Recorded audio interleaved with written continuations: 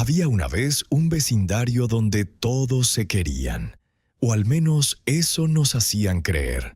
Porque detrás de las cámaras, detrás de las risas y de los abrazos que veíamos en televisión, se estaba cocinando una de las peleas más intensas, más dolorosas y más millonarias de la historia de la televisión latina. Una pelea entre dos hombres que se necesitaban mutuamente, pero que terminaron enfrentados en los tribunales. Carlos Villagrán y Roberto Gómez Bolaños. Kiko y Chespirito. Dos nombres que para millones de personas son sinónimo de infancia feliz, pero cuya historia real es mucho más complicada, mucho más humana y mucho más dolorosa de lo que cualquiera imaginó. Hoy te voy a contar esa historia desde el principio, sin tomar partido, sin juzgar a nadie, solo con los hechos y con la humanidad que merece una historia como esta. Para entender el conflicto hay que entender primero quién era Carlos Villagrán antes de ser Kiko. Porque Kiko fue un personaje tan grande, tan memorable, tan pegado a la identidad de Carlos, que muchas veces la gente olvidó que había un actor detrás. Un actor con una carrera, con ambiciones, con su propio sentido de lo que merecía por su trabajo.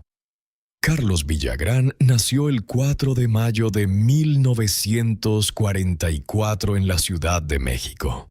Desde joven mostró talento para la actuación y el humor. Cuando llegó al programa de Chespirito no era un desconocido, pero tampoco era una estrella. Era un actor en busca de su gran oportunidad. Y la encontró en el personaje más insoportable, más gracioso y más querido del vecindario. Kiko era el niño rico, el que presumía, el que tenía lo que el chavo no tenía. Pero también era el que más veces caía, el que más veces quedaba en ridículo, el que sin quererlo se convertía en el blanco perfecto de la comedia. Y Carlos Villagrán lo bordó. Le dio una vida propia, una voz propia, una forma de moverse y de reaccionar que hizo de Kiko un personaje irrepetible. Y si aún no te has suscrito al canal, este es el momento. Cada semana contamos las historias reales detrás de los personajes que marcaron tu infancia. Durante años, el elenco del Chavo del Ocho funcionó como una máquina perfecta. Cada actor en su lugar, cada personaje cumpliendo su función, el programa creciendo y creciendo hasta convertirse en el fenómeno televisivo más grande de América Latina. Pero las máquinas perfectas tienen piezas que se calientan, y cuando se calientan demasiado, algo se rompe. El problema entre Carlos Villagrán y Chespirito no empezó de un día para otro. Fue acumulándose durante años, capa sobre capa, como esas tensiones que todo el mundo ve pero nadie nombra hasta que ya no hay forma de ignorarlas. ¿Cuál era el fondo del conflicto? Fundamentalmente uno, el dinero y el reconocimiento. Carlos Villagrán, como el resto del elenco, trabajaba bajo contratos que Chespirito y la producción manejaban. Y con el tiempo, a medida que el programa crecía y las ganancias se multiplicaban, algunos actores empezaron a sentir que lo que recibían no era proporcional a lo que aportaban. Que el éxito del programa era colectivo, pero que los beneficios no se distribuían de la misma manera. Kiko era uno de los personajes más populares del programa. Eso no era una opinión. Era un hecho medible. La gente lo adoraba. Los niños lo imitaban. Su frase, su ropa, su forma de llorar se habían convertido en iconos culturales tan reconocibles como el propio Chavo. Y Carlos Villagrán era consciente de eso. Pero había algo más profundo que el dinero.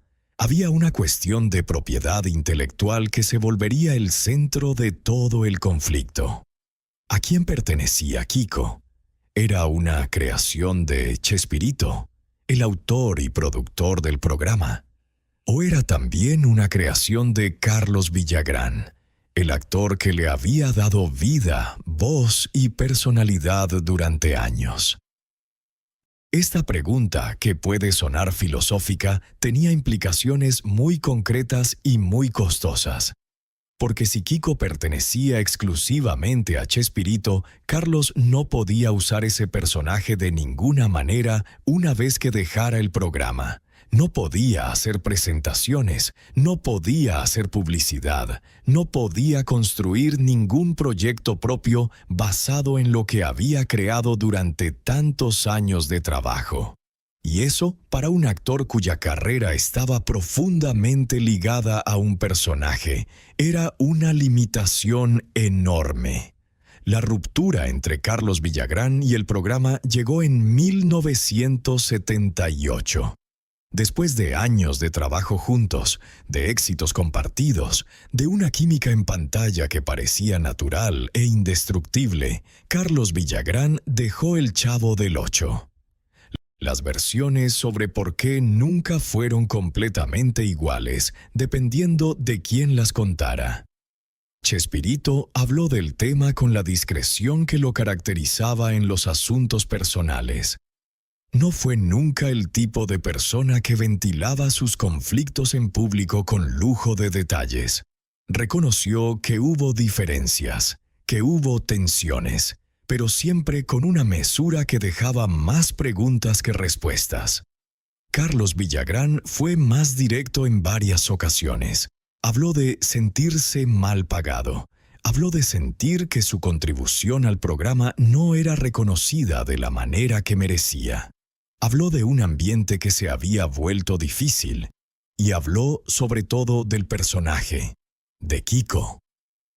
De lo que significaba para él y de la batalla que tendría que dar para poder seguir usando algo que sentía que también era suyo. Si esta historia te está llegando adentro, suscríbete al canal. Aquí contamos las historias reales que la televisión nunca te mostró. Después de salir del programa, Carlos Villagrán intentó construir una carrera propia. Y aquí es donde el conflicto legal se volvió inevitable. Porque Carlos quería seguir siendo Kiko. O al menos seguir usando elementos del personaje que había interpretado durante tantos años. Y eso chocaba directamente con los derechos que Chespirito y la producción reclamaban sobre ese personaje. Lo que siguió fue una batalla legal que se extendió durante años y que tocó temas que van mucho más allá de dos personas que no se llevaban bien. Tocó preguntas fundamentales sobre la propiedad intelectual en el mundo del entretenimiento. ¿Quién es el dueño de un personaje? ¿El que lo escribió o el que lo interpretó? ¿El que tuvo la idea original o el que le dio vida frente a las cámaras? Estas preguntas no tienen una respuesta simple, y los tribunales tampoco siempre las resuelven de manera que deje a todos satisfechos. Carlos Villagrán desarrolló un personaje llamado Kiko, una versión del personaje que intentaba ser lo suficientemente diferente para no violar los derechos de Chespirito, pero lo suficientemente reconocible para conectar con el público que lo amaba como Kiko. Era un equilibrio difícil de mantener y que generó más controversia y más conflicto legal. La batalla se fue desarrollando en los tribunales y en los medios de comunicación al mismo tiempo. Cada declaración de uno generaba una respuesta del otro. Cada entrevista se convertía en una oportunidad para contar su versión de la historia. Y el público, que los había visto reír juntos durante años, ahora los veía enfrentados de una manera que resultaba dolorosa para todos los que habían crecido con ellos. Porque eso es lo que nadie menciona cuando habla de este conflicto, el impacto que tuvo en los fans. En las personas que habían crecido creyendo que ese vecindario era real, que esas amistades eran genuinas, que el amor que se veía en pantalla existía también fuera de ella. Descubrir que Kiko y Chespirito estaban peleados en los tribunales era como descubrir que algo de tu infancia había sido una mentira. No era una mentira. Era simplemente la realidad complicada de las relaciones humanas. Que dos personas pueden crear algo maravilloso juntas y aún así tener conflictos profundos que no saben cómo resolver. Que el cariño y la pelea pueden existir en el mismo espacio sin cancelarse mutuamente. Con el paso de los años, el conflicto fue encontrando sus propios niveles. Carlos Villagrán continuó su carrera con Kiko en distintos formatos y países. Chespirito continuó con el programa y con otros proyectos. Los dos siguieron siendo referentes de la televisión latina, aunque ya no estuvieran juntos. Pero la pregunta que muchos se hicieron durante años fue si alguna vez se reconciliarían. Si el tiempo y la distancia lograrían lo que los tribunales no pudieron: sanar una relación que había empezado con tanto talento y tanta energía compartida. Las señales fueron mixtas durante mucho tiempo. Hubo momentos en que Carlos habló de Chespirito con respeto y hasta con cariño.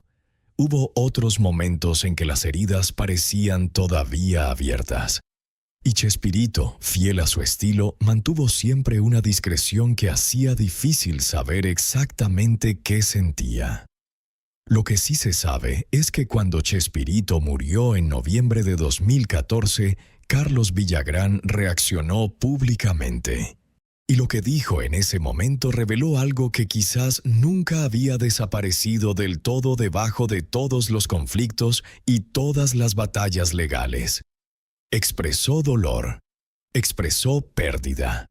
Habló de Chespirito como alguien que había sido importante en su vida, como alguien cuya partida dejaba un vacío real. No fue la reacción de alguien que solo veía a su antiguo socio como un adversario legal. Fue la reacción de alguien que, a pesar de todo, había compartido algo profundo con ese hombre. Y eso, quizás, es la lección más importante de toda esta historia. Que los conflictos más dolorosos no son los que ocurren entre extraños.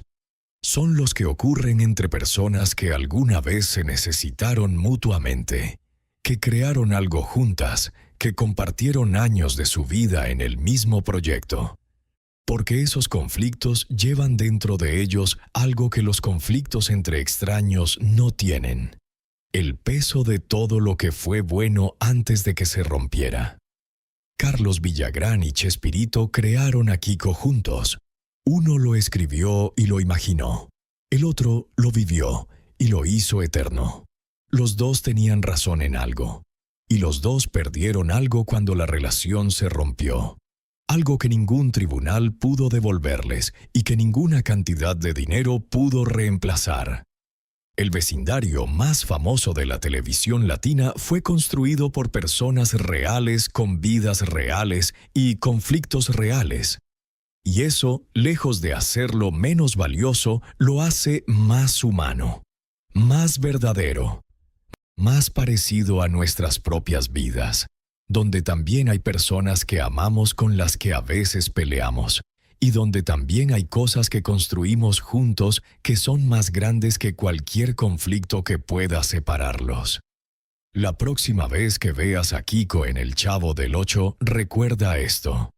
Recuerda que detrás de ese niño rico y presumido había un actor que amaba lo que hacía y que peleó por lo que creía que merecía. Y que detrás de Chespirito había un creador que también amaba lo que hacía y que defendió su obra con la misma intensidad. Dos personas, dos verdades. Una historia que todavía nos enseña cosas sobre el talento, el dinero, el reconocimiento y lo complicado que puede ser compartir algo grande con otra persona. Gracias por llegar hasta aquí. Si esta historia te hizo ver El Chavo del Ocho con otros ojos, dale like y compártela con alguien que creció viendo a Kiko. Y cuéntame en los comentarios, ¿de qué lado estás tú? ¿Del lado de Carlos Villagrán o del lado de Chespirito? Me encantaría leer lo que piensas. Suscríbete al canal para no perderte la próxima historia. Porque hay mucho más detrás de lo que la televisión te mostró.